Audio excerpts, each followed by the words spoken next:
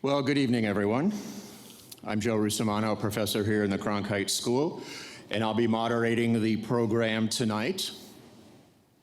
Almost exactly 100 years ago, on November 10th, 1919 to be exact, modern First Amendment doctrine was born. We didn't know it at the time, but some had a pretty good idea that something important was up. In fact, 3 U.S. Supreme Court justices visited one of their colleagues at his house. They begged him not to submit the dissenting opinion that he had written in a case called Abrams versus the United States. They sensed that that opinion would unleash a new era in American law. But Justice Oliver Wendell Holmes would not relent. The opinion was submitted and published. It took a while, but in fact, that opinion launched the evolution, and some might say revolution, toward the speech and press freedom that we have today. And that's what we're here to talk about tonight. The degree of speech freedom that we have in the United States today. It's one that protects speech more often, more intensely, and more controversially than elsewhere in the world. But some people have begun to question if we've taken that too far. Has the level of freedom that we have today caused more harm than it should? For example, is its protection of hate speech more of a liability than an asset in achieving a just society? One of those people asking those questions is our guest this evening. I've been fortunate enough to be in attendance for several oral arguments at the United States Supreme Court. The first was a case called Virginia versus Black. That was in December of 2002, with a court's ruling issued the next year. It was a noteworthy case looking at, simply put, whether a law that criminalized cross-burning violated the First Amendment. And the lawyer representing Black in Virginia versus Black was Rodney Smolla, tonight's guest. Ironically, that case and the role in it are central to some of his new thinking on speech freedom. Since then, Rod and I have gotten to know each other a little bit. But even before then, even before Virginia versus Black, I felt like I sort of knew him. You see, Rod is one of the most prolific scholars and writers ever on the First Amendment. Through his writings, I think I have probably learned more from him and had my thoughts provoked by him more than anyone else. And that especially includes an event I attended a little more than a year ago in Washington, D.C., where I heard Rod speak. What he had to say then was powerful, it was emotional, it was thought-provoking, and I might suggest just a little bit revolutionary, maybe not unlike Justice Holmes 100 years ago. He's here to share some of that with us tonight. As I said, Rodney Smolla is one of the nation's elite First Amendment minds. The list of his credentials is truly too numerous to mention here. His newest book, due out next year, is called Confessions of a Free Speech Lawyer, Charlottesville and the Politics of Hate. And I'm told by someone who's read the manuscript that it will soon be regarded as a groundbreaking work and that it might be the best thing he's ever done. And that's saying something. If you were to Google him, and please don't do it right now, wait till after we're through, please.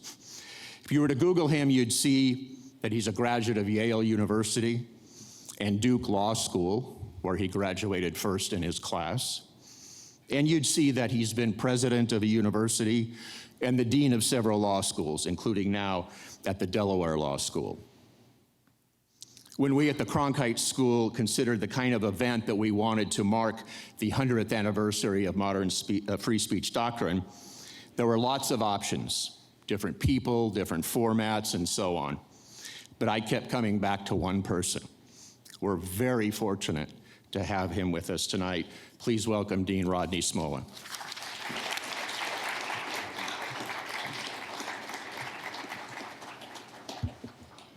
Thank you, Joe. To borrow from President Lyndon Johnson, that's an introduction that my father would have liked and my mother would have believed. It's a pleasure to be here with my friend and colleague Joe, it's a pleasure to be here with my wife, Anya, who has never been to this gorgeous state of Arizona. I've been fortunate to be here a few times. And for those of you who are students here or who live here, I hope you never tire or get jaded or fail to count your good fortune at being able to live in one of the most beautiful spots on the earth. I know it gets hot sometimes, but it is one of the world treasures, and it's a delight to be here.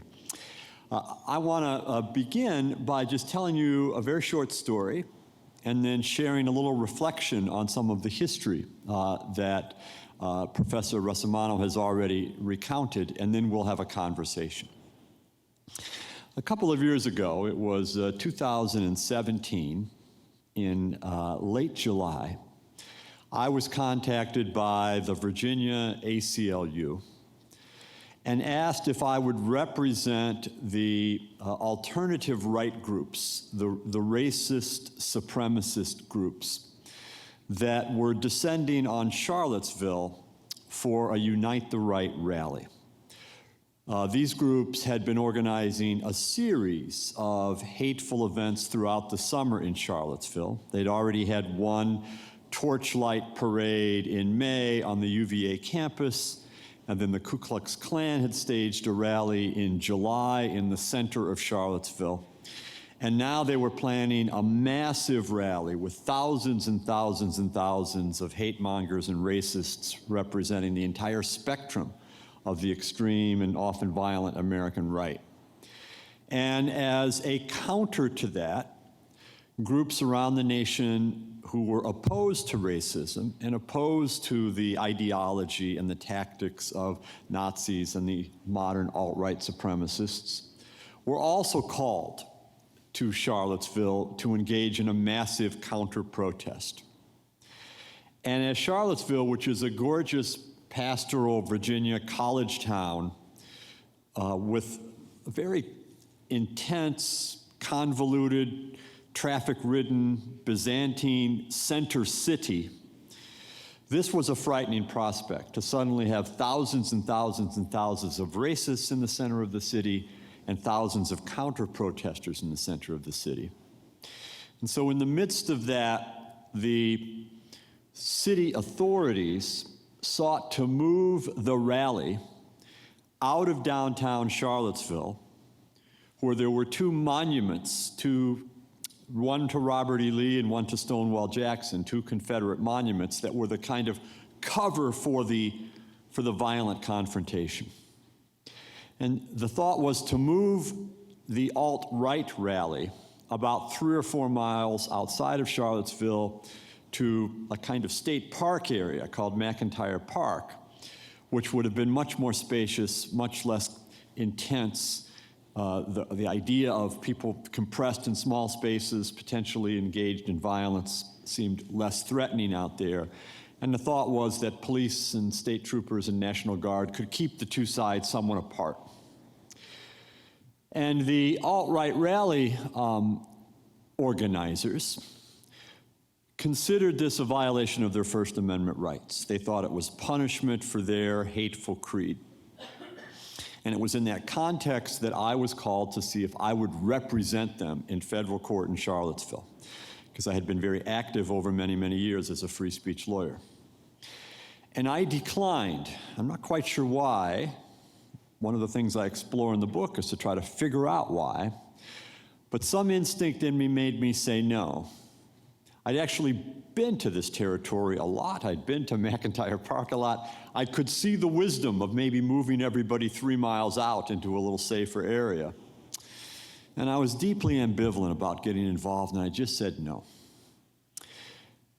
Then, of course, I watched on the weekend of August 11 and 12. I remember my wife, Anya, and I were watching CNN as we saw the horrible events unfold, the chaos in the streets, and the terrible sight of a racist, James Alex Fields, driving his car pell-mell into a group of protesters, bodies flying, and one innocent, wonderful, beautiful counter-protester from a few miles away in a small town in Virginia killed by that violence. And I remember thinking at that moment a bit of personal guilt. As Joe has heard me say before, I knew why I'd been called to represent these folks. It's because I'd argued this prior hate speech case, Virginia versus Black, in the US Supreme Court. So I was a logical pick. And although the result of that case is a little bit complicated, essentially the Supreme Court held that the First Amendment protects racist speech, like the Ku Klux Klan's cross-burning ritual.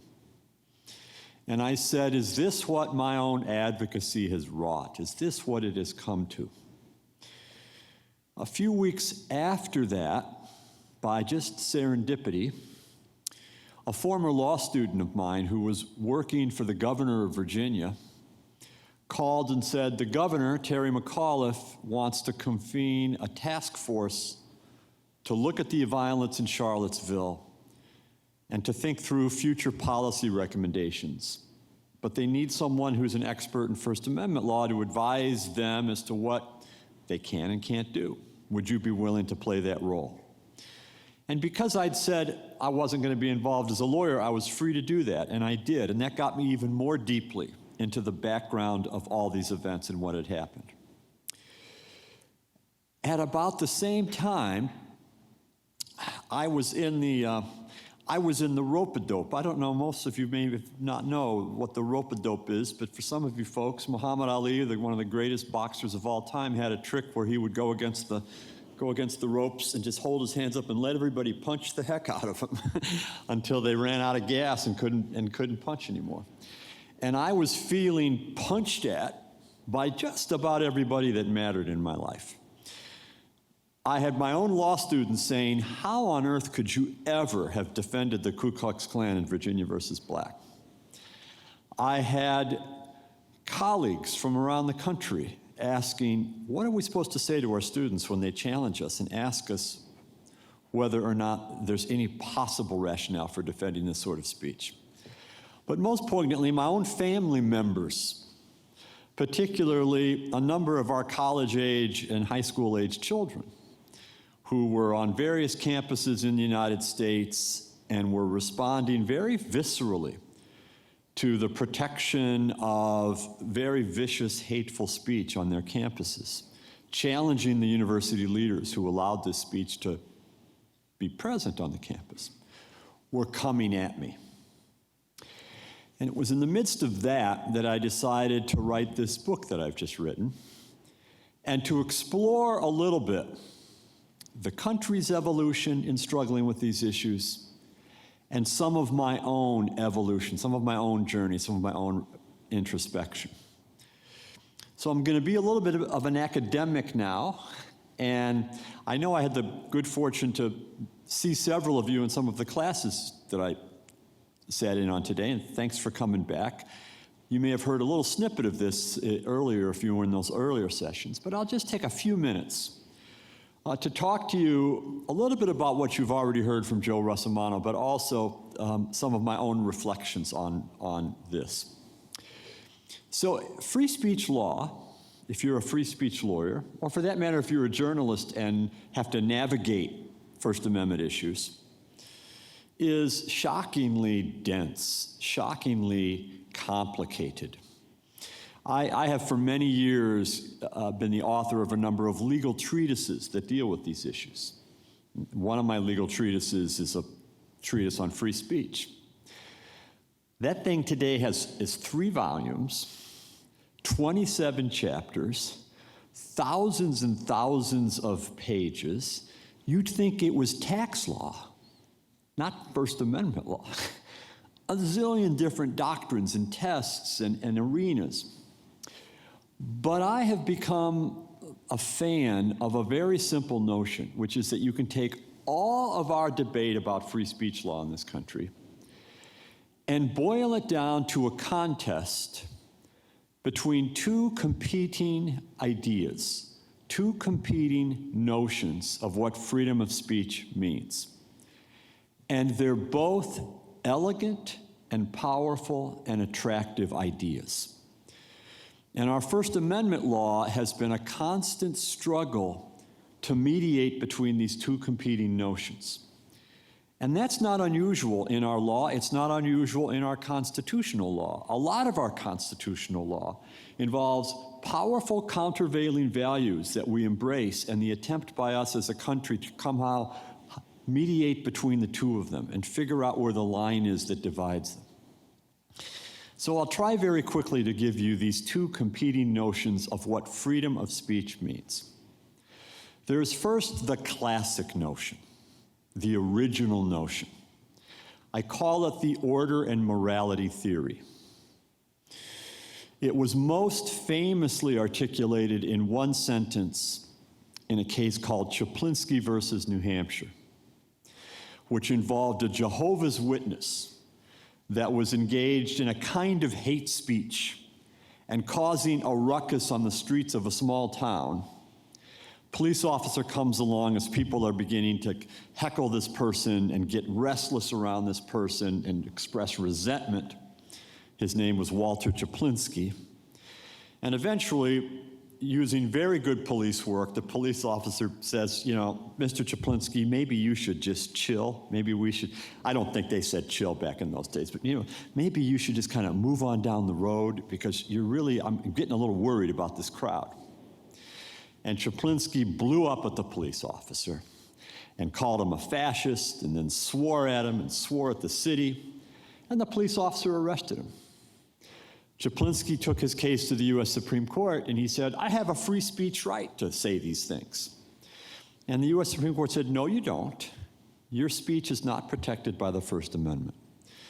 And they kind of were focusing on his cussing out the police officer.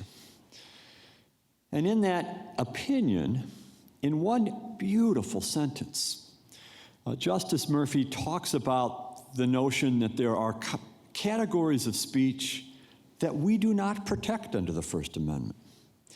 And the reason we don't protect them is that they're no serious contribution to the exposition of ideas, and whatever slight contribution they may make to the world of ideas, to the discovery of truth, it's outweighed by society's interests in order and morality.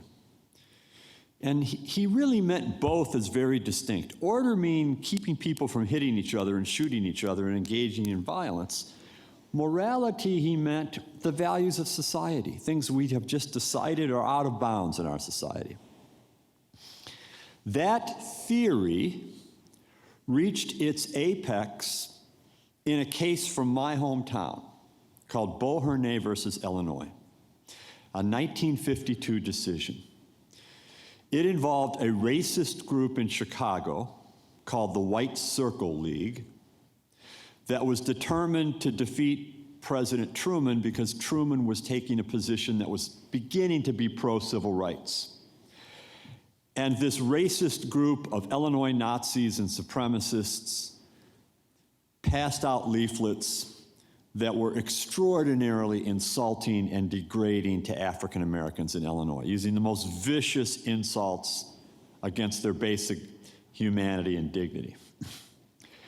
Illinois happened to have a law making that a crime. It was a crime to disparage any group on the basis of their racial or religious identity. Mr. Beauharnais, the leader of the group, was convicted, and he took his case to the Supreme Court of the United States.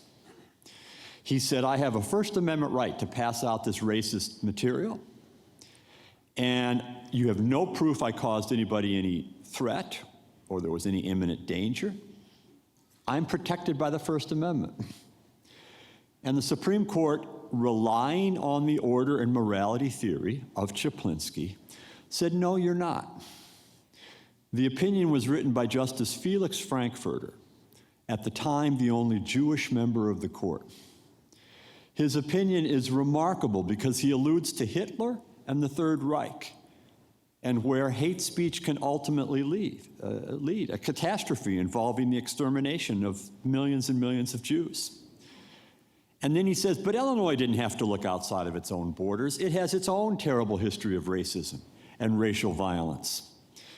And he said, Illinois could make the decision that this kind of racist speech inevitably leads to violence and racial strife, but in a deeper sense, a more philosophical sense, tears at the fabric of society, tears at the kind of unity that unites us. So it was both, we need this for good order, and we need this to preserve the morality of a country that believes in people's human dignity. Now that is a beautiful, elegant, powerful, attractive conception of what free speech should be. And it was the conception in the United States for most of the last century, for 50 or 60 years. It's still today the way most of the world, the civilized world, regards free speech. It's the way Europe treats it. It's the way Great Britain treats it. But as Joe has already alluded, from the beginning of our modern discussions about free speech, from 1919, 100 years ago, there was the counter theory. And it began most famously with the Oliver Wendell Holmes opinion in Abrams.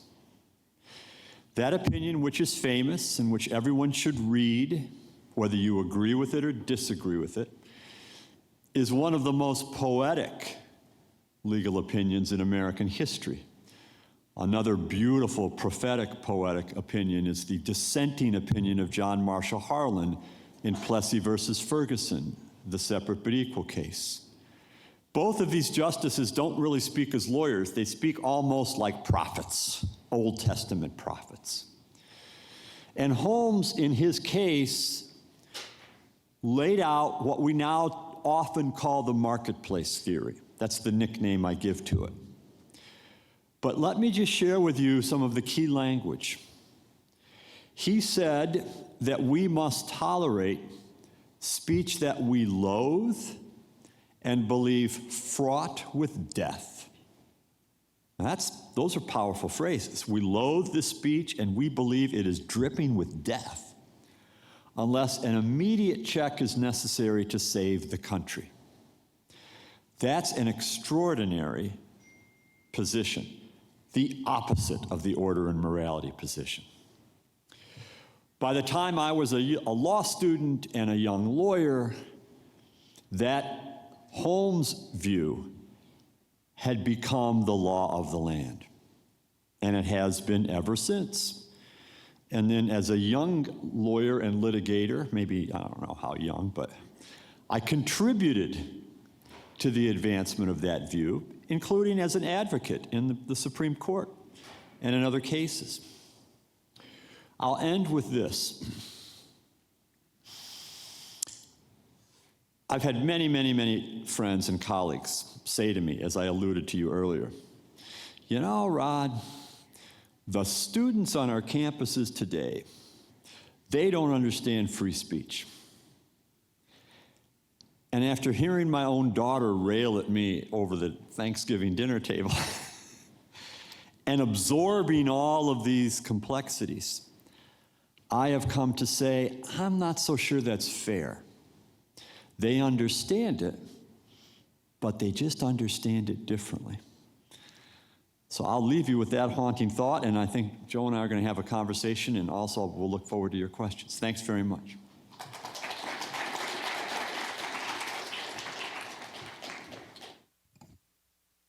Okay, hello again. So as Rod said, he and I are going to chat for a bit, and then we'll take questions from you folks. This is your chance to ask questions of one of the elite. I can't emphasize this enough. One of the elite First Amendment experts in the country. So please don't let that opportunity go by. Lots of things we can touch on. One is you mentioned that you were part of a task force in Virginia in the wake of Charlottesville. What came of that? Yeah, so I think that, is this good? I think that the number one thing that came, well, two things. First, that the smart move is to use overwhelming force to keep opposing groups separate. And that may bother us. We may think that that's sort of a police state kind of thing. But the use of physical barriers, lots of National Guard troops, lots of state troopers who are not afraid to arrest folks if they get out of hand helps keep people from dying. You've got to keep groups close enough that they can shout at each other. That's the point. But you don't have to let them so close that they can toss things at each other and hit each other. One other point, far more fascinating, far more provocative. I was asked my opinion, not on the First Amendment, but on the Second Amendment, because I'm a constitutional law guy generally. And what the task force wanted to do was make a recommendation that at rallies like this, people cannot be armed. And they wanted my view of that. And my view was, I thought the Second Amendment would permit the disarming of groups at mass rallies like this. Now, I had to make a little footnote. I said, what if the rally is a gun rally? What if it's a pro-gun rally? What if it's an NRA rally? People might want to bring their weapons as symbols. And I said, well, that's probably allowed under the First Amendment. They probably have a right to do that. But you can make them pass through some gate where they can show that it's not loaded and there's no ammunition. Now, that view is an uncertain, controversial view of the Second Amendment. I don't know if the Supreme Court will or would not adopt it eventually. But that was, I think, an interesting point, and the task force made the recommendation that at rallies like this, you do not allow people to bring firearms. So that's really interesting. So we kind of a merging of First and Second Amendment values where the being armed actually serves as symbolic speech. Right. So at certain kinds of the show, and if you may not remember this, but when I argued Virginia versus Black, Justice Scalia really came after me. And he came after me talking about brandishing a weapon and saying, what's the difference between brandishing a weapon and brandishing a cross? And I said, the weapon could kill you, the cross cannot. And the example I used was you can dip 2 sticks in kerosene and hold them apart as they're burning, and you do not commit a crime. But if you take 1 stick and place it horizontally and the other stick and place it vertically, you commit a felony in Virginia. And it's not because you're more likely to be burned or threaten somebody, it's because of the symbol itself. He didn't buy that, but I thought it was a good, clever. As I recall, he was a difficult fellow to convince of a lot of things. Right, and he was the one vote we were most sure of in the case, and he voted against us. And he voted against us because his best friend on the court, Justice Clarence Thomas, who was the second vote we were most sure of getting, in a dramatic moment, spoke from the court in this beautiful, Luke, I am your father kind of voice. And he talked about growing up in the South and what a reign of terror the Klan was and how uniquely terrifying a burning cross was. And he said, there's no symbol like it in America. And I think in that moment, Justice Scalia switched sides to be in allegiance with his friend. And it shows you that law is a human enterprise. I actually don't regret that one bit, that Justice Thomas, I mean, that's something like what you've been hearing me talk about. And he was being very open and personal about this. This is a very human enterprise, and he was, in that particular case, connecting with his own past more than any fancy logic of these legal tests that we were talking about. Not to reminisce too much down memory lane, but I do remember, and in fact, I've shown some of my students this because I still have it, but the following day's Washington Post, on the front page, the lead of the story was less about the case and more about the fact that Justice Thomas spoke. Right. Because he rarely does. Because that was such a rare thing, and it was such a, I felt such a, momentum turner might be a bit too strong, but in fact, it sure felt like that inside. Not strong enough. I think the psychology in the room turned like a dime on that, like I've never seen before. So it's a very powerful moment.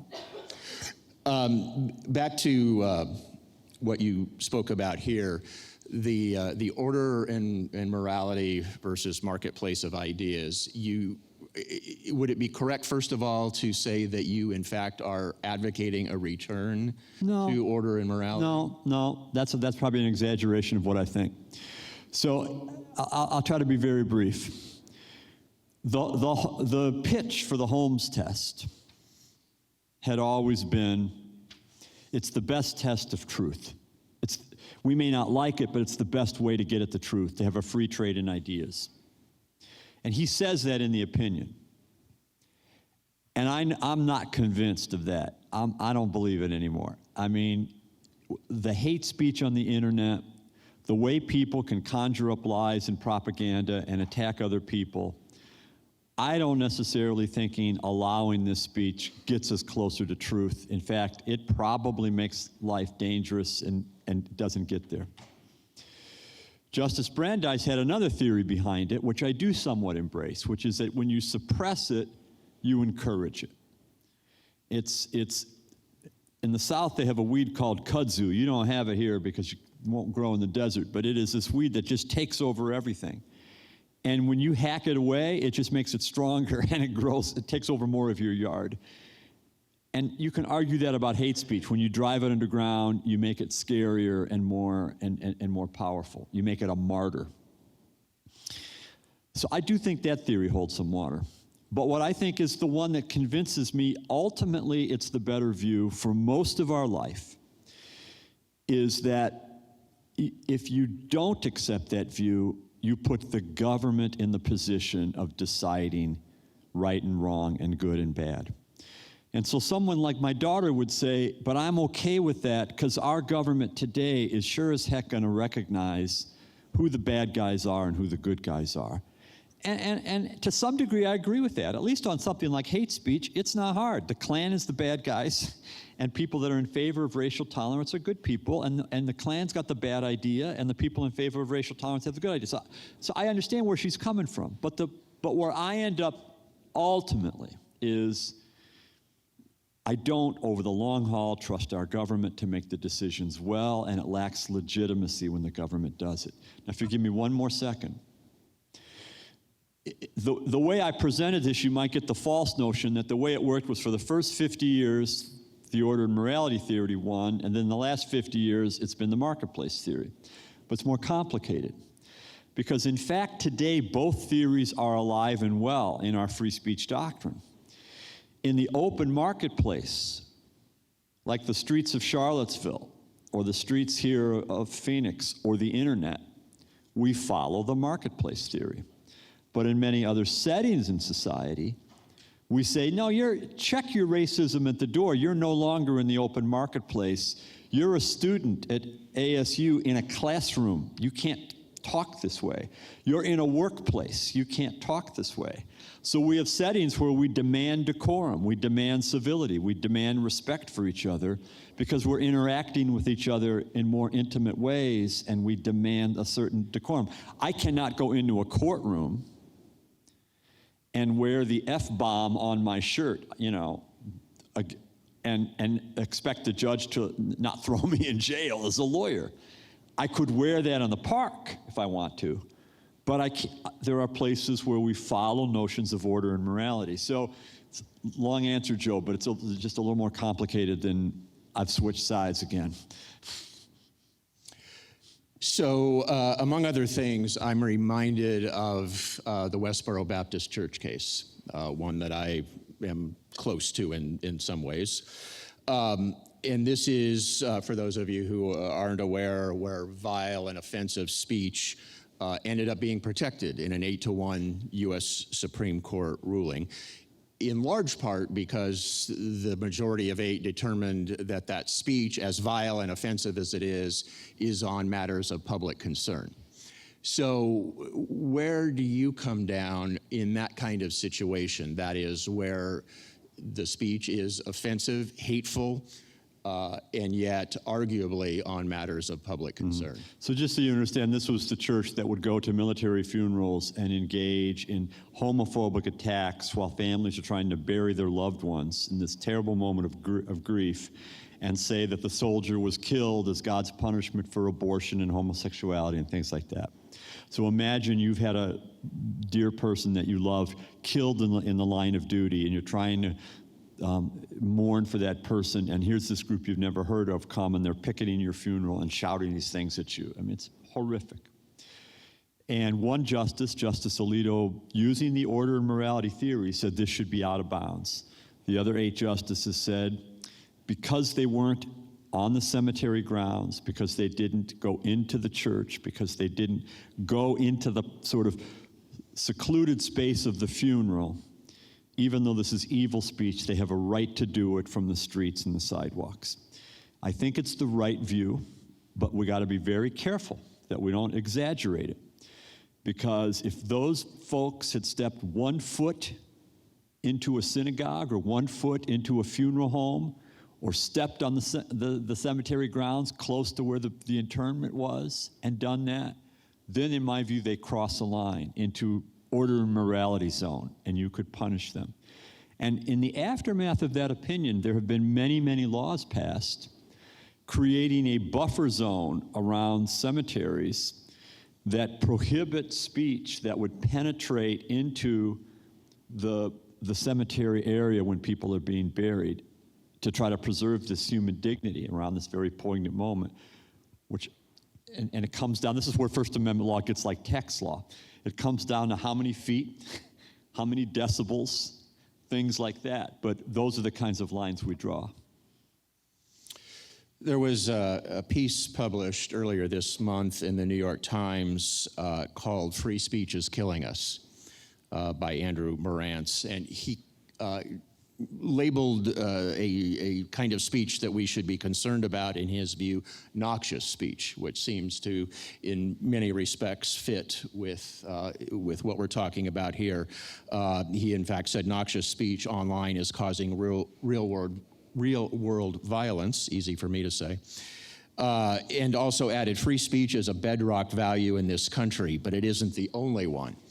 Like all values, it must be held in tension with others, such as equality, safety, and robust democratic participation. Can I just get your reaction to that? So my reaction is it's so tempting to try to have black and white either-or arguments. In fact, our free speech law has the tools to mediate between these issues. So let me just tell you about a lawsuit going on right now in Charlottesville in federal court, brought by many of the people hurt physically by the Unite the Right rally.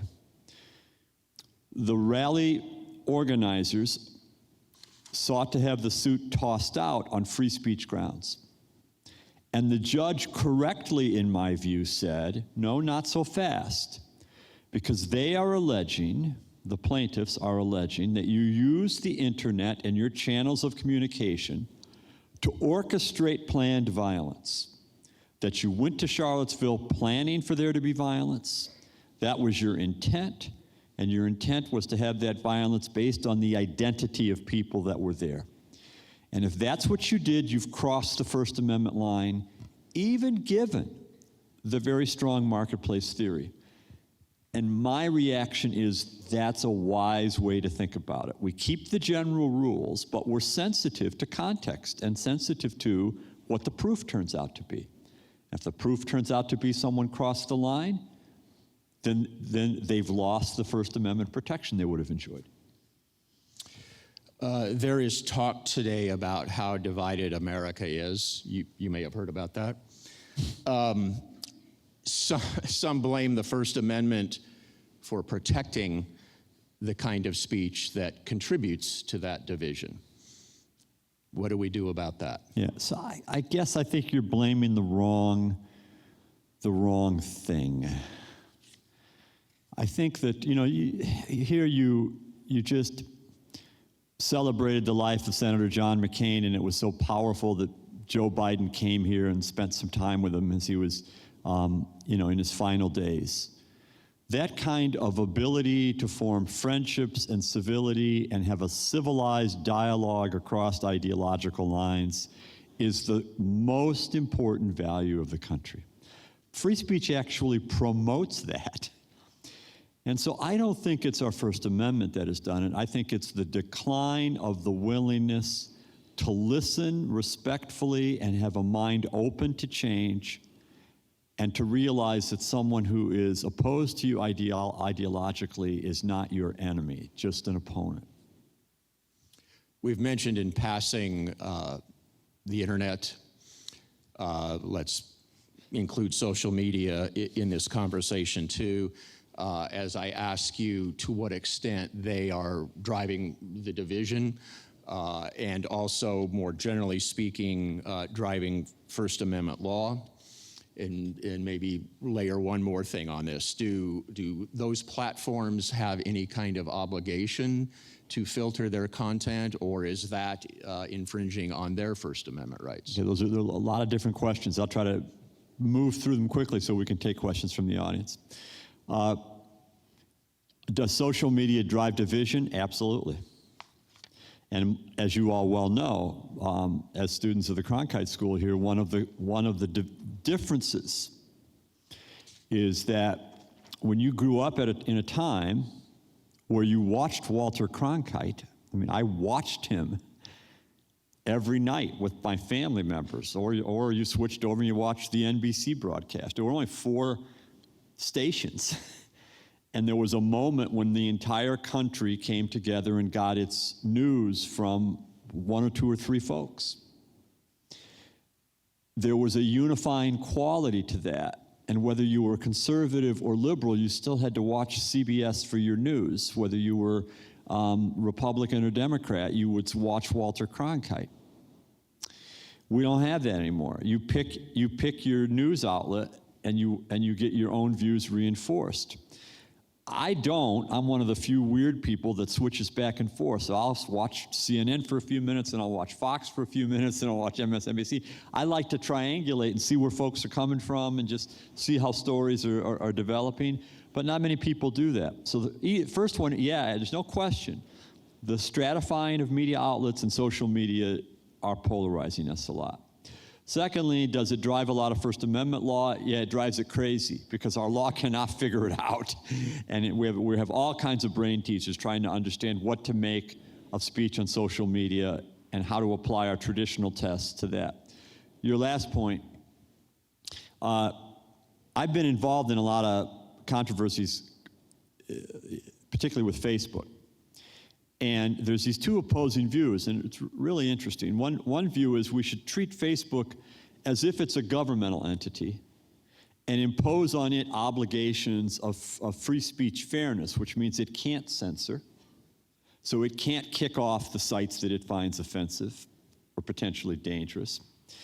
And then the opposite view is they should censor the heck out of speech that's dangerous. They should get rid of fake news and hate speech and all kinds of messages, and they have the freedom to do it, and they're not doing a good job of it. They need to be better at censoring because it would be safer for the country if they got a lot of the junk and evil speech off. So those are 2 very opposing views as to where it should be. I'm fairly confident that First Amendment law is going to land on the position that Facebook is a private entity that can do what it wants, which means to the extent Twitter, Facebook, any social media platform decides it will impose its filters, they have the right to do it, and if they do, the people that are kicked off will have essentially no legal recourse. They have no First Amendment recourse.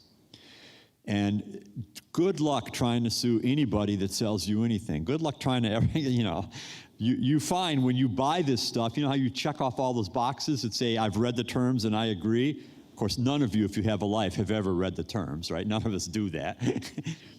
You basically sign away every legal right you have when you get on Facebook or anything else. You can't sue them for anything. And so I should stop with that answer, Joe, and then we'll stay right on time. But let me squeeze in one follow-up here. What about social media platforms as private entities? Yes, but like broadcast stations that are still regulated to some degree. I think we will see pressure on Congress to modify the current sweeping immunity that internet service providers and internet platforms have It did this with copyright law, and I think we will see it begin to happen with other forms of speech in which the complete wide open immunity that these entities have will be slightly moderated. And so it will be a model. It probably won't happen in the next 10 years, but I think it will eventually happen. And the drivers are situations in which the social media platform seems to be almost complicit in extreme evil. And so things like the website Grindr, which is a hookup site to help people facilitate sexual liaisons. There was a recent federal court decision in the Second Circuit. A jilted lover had his former partner put on Grindr this extremely violent invitation to have violent gay sex with anybody who could find him as soon as possible. And he was inundated by people that wanted to come and have violent sex with him. And Grindr has a device that is a locator, so if someone is in a bar a block away, they can see where you are and come to you. He didn't post that himself, an imposter posted it. He tried to get Grindr to take it down because his life was being ruined. People were showing up at his job and everything. And Grindr just meandered around, didn't do anything. Eventually he sued them, and the federal court said, nothing you could do, they're immune, they have absolute immunity from liability. There's been another site, Backpage, involving sexual trafficking with minors. Again, the federal court said they're immune from liability. Well, Congress is going to get fed up with that eventually, and they're going to say it can't be that extreme in immunity. And at least there's got to be a situation where once the evil is pointed out to you and you have some chance to verify what's going on, you've got to take it off your site. So I think we will move. It's not quite like the equal time, fairness doctrine that used to it used to be part of broadcasting, but we will move to something in which there'll be some accountability on social media platforms. That would be sometime in the next decade when Congress gets done with impeachment. Please, those of you who have questions, step on up to the mic. In the meantime, we'll continue to chat here. Let's go right up. I'll stop and come on up. Thank you. Hi. Okay, so short question, not making this too loud.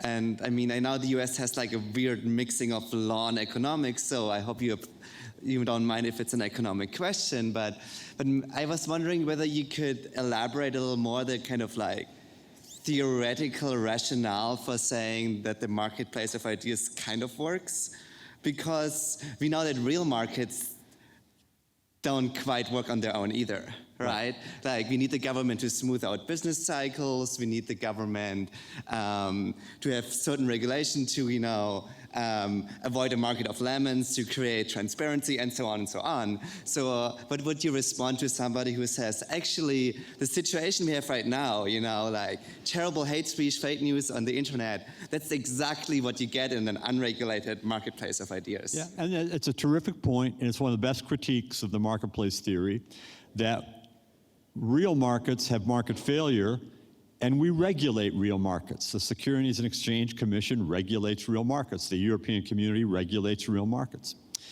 And so why shouldn't we be able to some degree, regulate the marketplace of ideas? And it's a cogent thought. In the world of universities, you can argue there's more willingness to do that. So this is World Series season, and one of my favorite baseball figures is a man named A. Bartlett Giamatti, who was commissioner of baseball. He suspended Pete Rose. But he had a prior life before he was a baseball guy. He was a Dante scholar. I had him as a professor, and he was president of Yale University. And he described Yale as a free and ordered space. Nice juxtaposition and fusion of the two ideas. And I think he had in mind the very comment that you've made. Yes, we are a marketplace but we can to some degree regulate markets. And so that's, I think your critique, if that's what it is to me a personally convincing one. If you want to know how someone like Oliver Wendell Holmes thought of it, he wasn't thinking that deeply at that point. And I'm not trashing him as a thinker. I'm just saying it was just sort of an article of faith for him and a rhetorical device. I don't think he thought it through very carefully. Beyond the issue of speech on campus, which you've touched on, you've seen higher education from some pretty lofty platforms as a president, as a dean. What is the future of higher education? What should our students today be thinking about, and what lessons should they be taking, broadly speaking, from their educational experience? Well, one thing I'll say about the future is it's right here at ASU, because you can't go anywhere in this country and not hear broadcasts about come to Arizona State University online and get the best education you can get. So I mean, I think that your university has been extraordinarily creative and entrepreneurial and innovative in realizing one size does not fit all. Not all students have to be seated students. Students have all different kinds of things going on in their lives. They change their minds as to what they want to do, and we need to be flexible in accommodating that. So I think that is part of what's going on. I think that the human skills and competencies matter more than the acquisition of knowledge. So when you're a professor, your instinct is, I gotta make sure these students know stuff. But the truth is, most of us can't remember stuff anyway. Much more important than keeping things in your head. I mean, you can hear me, I remember all these cases and so on, but that's because I'm a trained professional. This is what I do. Most of what I've learned as a lawyer, I have forgotten. What's more important are your competencies, and that includes things like writing and expressing yourself verbally, but also listening, the ability to listen and understand, and not just in a passive way, but actually get into the heart and mind of the other person and hear where they're coming from. This was, we are told, one of Abraham Lincoln's great strengths. He could put himself into the shoes of another person and hear where they were coming from. I think that's an enormously good, important skill. Being able to work with others, including people you don't really care for. I'm constantly on teams in which some of the people I'm working with, they're difficult folks, but learning to somehow get through that and handle that. Business judgment, understanding the economic sides of human problems and being able to do that. I think that the ability of universities to help students develop those sets of skills, some of which are soft skills involving how you interact with other people and engage in judgment, that's our future, because that's tricky to do online. You can deliver content more easily than you can deliver judgment and maturity. And I think that's an important part of higher education. At the end of the day, I tell you, this is an extraordinary country. You can drive 50 miles anywhere in the United States and pass 19 places of higher education. It's an extraordinary system of great state universities like this, great private universities, junior colleges, technical schools. That's a powerful strength. And I think if we start to lose that and think everything's just job training, and we lose some of this broader tradition in terms of skills and competencies and so on, I think democracy will be less often, people will have less fulfilling lives. You alluded earlier to some of the dynamics at the Supreme Court in Virginia versus Black. I wonder if you could maybe just address that experience a little more broadly. We don't get too many people here who have argued cases before the Supreme Court. I'm intimidated just sitting in the audience, so I can't imagine what it's like to stand at that podium. So it's if you're a lawyer, it's like going to the Super Bowl, which is what I thought I was going to do in life. I figured that was going to be my career. I was going to be an NFL quarterback. That I had to go to Plan B. See, I had to go to. You got to be flexible. So, I mean, it was thrilling. And so for the students out there, I will say I'll remember sitting at the council table in that quiet moment before the event's about to start. And had other lawyers on our team, but I was going to argue. And I just said, just pause for a minute and look around us, look at the people behind us, look at the majesty of this, absorb the specialness of this moment. Second thing I'll say to everybody, I just told you about listening. So I'm lucky I get to go into court a lot and present cases. I love doing that. It's one of my favorite things to do. And what lawyers will often say, they'll think I'm going to go present an argument. That's the way we talk about it. And I try to convince my students to do it differently, to think about it differently. I say, we're going to go listen to the argument. Because students are naturally afraid, what if I get asked questions? What if I get asked questions? But I want to get asked questions. And I want to say something early to try to get a judge or a panel of judges or justices to ask me questions. Why? Because I want to know what's on their mind and what's bothering them. It's almost like going to a counseling session. If they think I should lose, I would like to find out why. And have them draw it out in a question they ask me so that I can deal with it.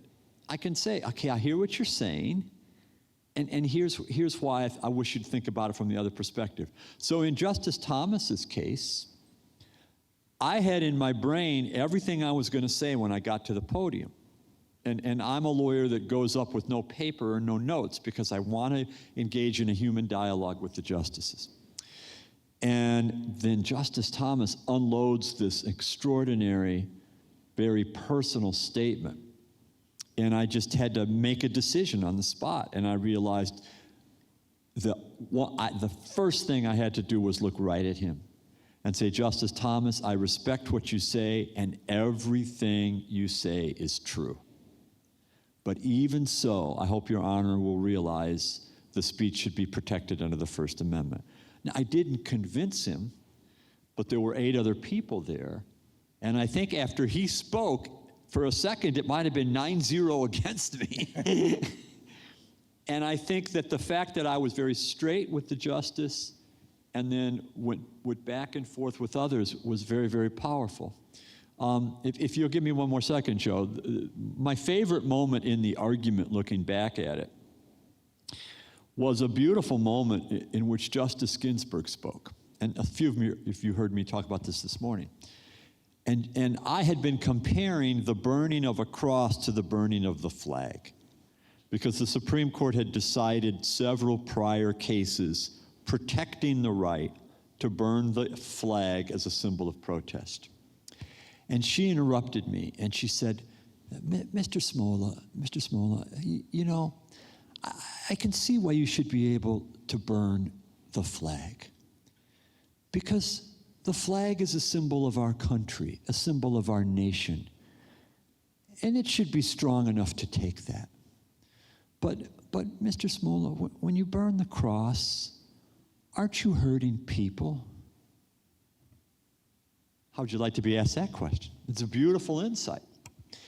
And I said, well, Justice Ginsburg, I don't agree with your premise, because when these people burned the cross, yes, they were expressing hateful views, but they were also expressing political views. They were railing against Bill Clinton and Hillary Clinton. They were protesting the NAFTA agreement. They were against affirmative action. It was a bizarre melange of emotion, religion, politics, race. And we can't separate those things. And we've got to allow all of them to be protected by the First Amendment unless they're on the verge of ripening into violence or actually threatening people. And I think that was an important turning point.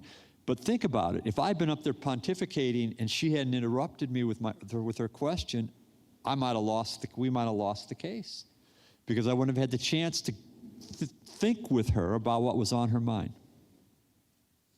Maybe one last one to squeeze in here. Not too long ago, a New York Times attorney by the name of David McCraw was right here. And in his book, he closes by saying, what kind of politics and democracy does the citizenry want? The answer lies not in the First Amendment and its law, but in the hearts of the minds of the people and what kind of society they want.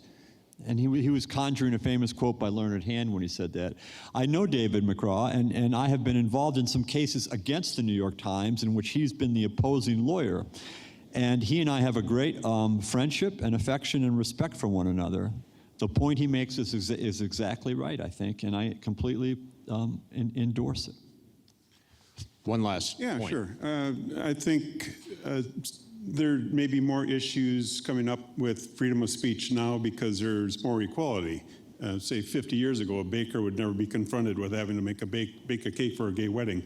In this state, Arizona, there's a question of religious freedom, and which some people may be categorized as discriminating against based on religious beliefs. The people that are in favor of that, they seem to call it commercial freedom of religion. Could you perhaps give your opinion on where that lies, since they're both under the First Amendment? I'll try to be relatively quick. This is the problem posed by the Masterpiece Cake case that was so famous a couple of years ago, and the Arizona Supreme Court just decided a similar case involving a similar difficult conflict. Here's where I think it's going to all come out at the end. I think for the most part, if you are engaged in commercial enterprises, you will not be able to refuse to serve people based on their sexual orientation. And in a sense, we've already crossed this bridge 50 years ago with the passage of the Civil Rights Act of 1964, more than 50 years ago. Because at that time, there was this notion, I shouldn't have to sell a hamburger to an African American because I don't want to associate with African Americans. And the response of our civil rights laws and the response of our Constitution has been, you can be a racist in private, at your private club, you can be a racist, in your organization, but if you enter the general stream of commerce, you cannot play that discrimination card. You've got to serve everybody if our civil rights laws require you to serve everybody. Now, I think there will be a carve-out. There will be a little bit of a footnote to this. And I suspect you'll see the cases begin to come down. And I know this case in Arizona involved women that were composing wedding invitations.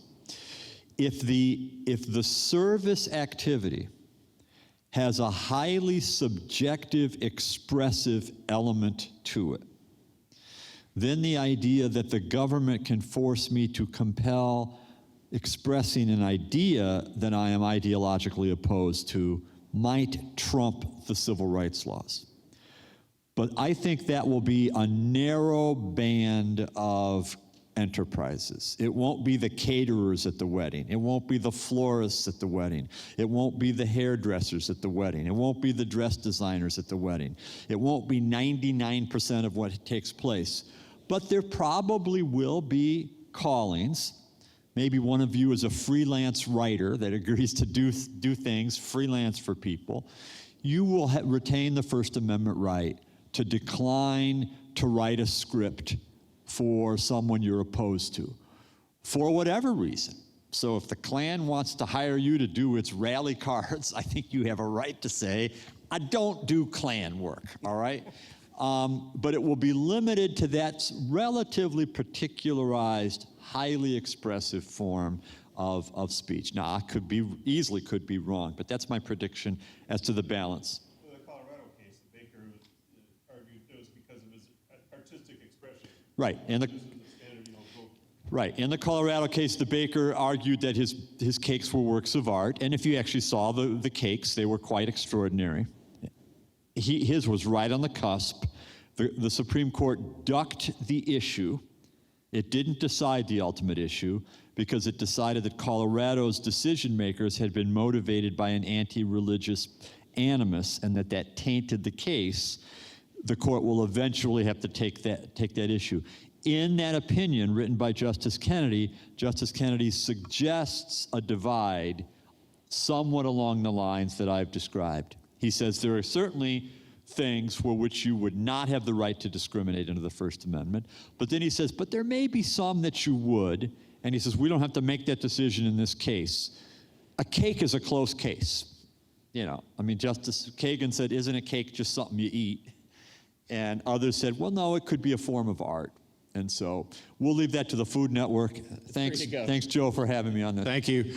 Please thank Mr. Smolla.